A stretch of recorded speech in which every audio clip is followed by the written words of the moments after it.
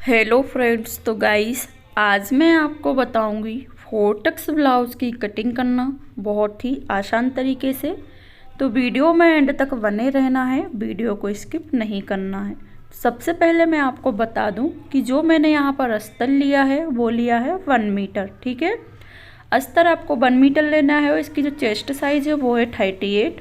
ठीक है, और इसकी जो कटिंग है वो मैं आपको स्टेप बाय स्टेप बताऊंगी, तो वीडियो में एंड तक बने रहें। और जो भी हमारे चैनल पर नए हैं तो प्लीज़ सबसे पहले चैनल को सब्सक्राइब कर लें, बेल के बटन को प्रेस कर लें ताकि हम जो भी वीडियो डालें उसका नोटिफिकेशन आपको सबसे पहले मिल जाए। ठीक है, अब यहाँ पर आपको सबसे पहले लेंथ लेनी है। जो भी आपकी लेंथ है ब्लाउज की उसमें आपको 2 इंच प्लस करके लेना है। तो यहाँ पर हमने लेंथ ली है 16 इंच। 16 इंच पर आपको डबल बार मार्किंग कर लेनी है और जो आपका अस्तर है उसको आपको फोल्ड करके रखना है और जो फोल्ड पार्ट है वो आपकी ओर रहेगा। ठीक है, तो यहाँ पर हम शोल्डर लेंगे 6.5 इंच। ठीक है, डीप नेक अगर आप लोग बनाते हैं तो आपको 6.5 इंच शोल्डर लेना है। नीचे की ओर भी आपको 6.5 इंच पर मार्क करना है।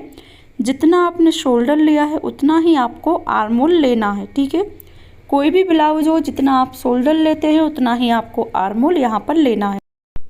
अब यहाँ पर हम शोल्डर और आर्म होल की लाइन को स्ट्रेट कर लेंगे। ये वाली आपको स्ट्रेट लाइन स्ट्रेट करने के बाद फिर आपको चेस्ट वाली लाइन को स्ट्रेट कर लेना है। ठीक है, इसके बाद जो भी आपकी चेस्ट है उसका आपको डिवाइड बाय 4th पार्ट मतलब चौथाई भाग कर लेना है। जो भी आपका सीना का नाप है उसका आपको चौथाई भाग करना है और मार्किंग कर लेनी है। तो यहाँ पर हमारी चेस्ट जो साइज़ थी वो है, हमने ली है यहाँ पर 11 इंच। 1.5 इंच आपको प्लस करना है सिलाई मार्जिन। उसके बाद आपको 1/2 इंच प्लस करना नहीं भूलना है जो कि आपकी हुखाई की पट्टी में जाएगा। ठीक है, अब यहाँ पर हम लाइन को आपस में मिला लेंगे। लाइन आपस में मिलाने के बाद आर्म होल को डाउन करेंगे, जो हम 1/2 इंच ही आर्म होल को डाउन करेंगे। उसके बाद आपको शोल्डर और आर्म होल की जो लाइन आपने डाउन की है उसको स्ट्रेट कर लेना है।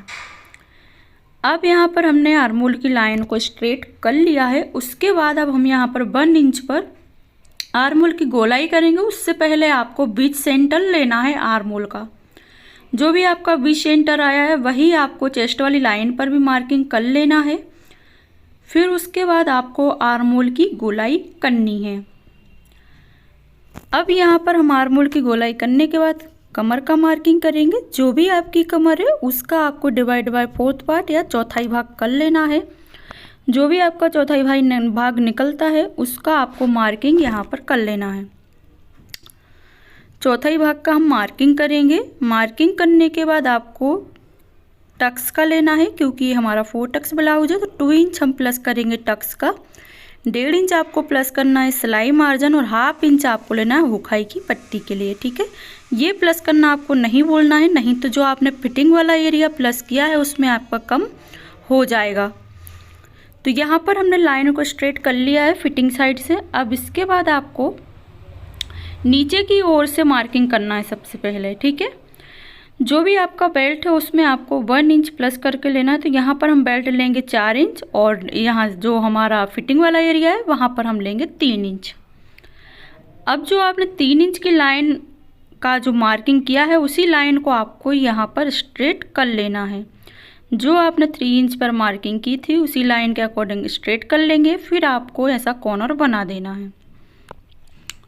ये वाला कॉर्नर बनाने के बाद अब यहाँ पर हम लेंगे टक्स विथ। तो फोल्ड साइड से आपको मेजर टेप को रखना है।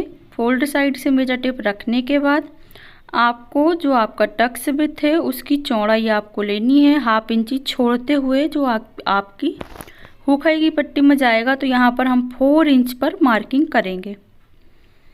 ठीक है, 4 इंच पर मार्किंग करने के बाद आपको 1 इंच इस साइड लेना है और 1 इंच उस साइड लेना है। तो टोटल जो हमारी टक्स की चौड़ाई है वो हो गई 2 इंच। अब आपका ये डिस्टेंस कम से कम 3.5 इंच होना चाहिए, जो मैंने आपको बताया हुआ है।